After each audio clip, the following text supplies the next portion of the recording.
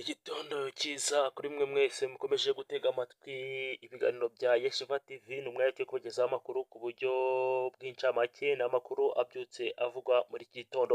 Ngiye kuri mikoro ndi Pacifique Niyigena. Muri aya makuru turabwira ko Uwera Jean Maurice wamenyekanye nk'umunyamakuru kuri RBA yagiriwe icyizere na guverinoma y'u Rwanda ikaba yamugize umuvugizi wungirije. Ni ibintu Uwera Jean Maurice yishimiye cyane ndetse akaba anavuga ko izi nshingano azazikora neza. Ahandi hirya no hino ku isi duhereye mu gihugu cy'abaturanyi cya Uganda, Robert Kyagulanyi wigeze gushyira video hanze ari mu buhungiro avuga ko atamerewe neza ndetse n'umuryango utamerewe neza.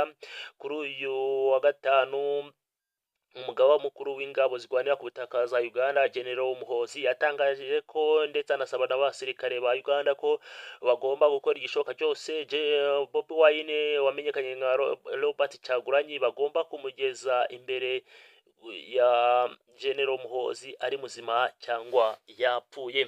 Ahandi hirya no hino ku isi muri Repubulika Iharanira Demokarasi ya Kongo, abaturage bari kwizihiza umwaka ushize umujyi wa Goma uyoborwa n'ingabo za M23. Ni ibintu abaturage bavuga ko uyu mujyi kuva wafatwa n'ingabo za M23 hari ibyagiye bihinduka, nko kuba hatari umutekano bukaba hari umutekano ndetse ko n'ubuzima bwahindutse.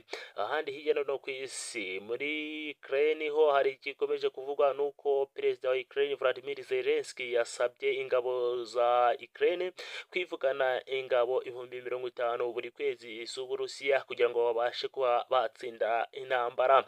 Ariko n'ibindi abanyepolitike batavuga rumwe n'ubutegetsi bamaganiye kure bavuga yuko iyi ntambara higeze atari imirwano ahubwo ariyo ibiganiro.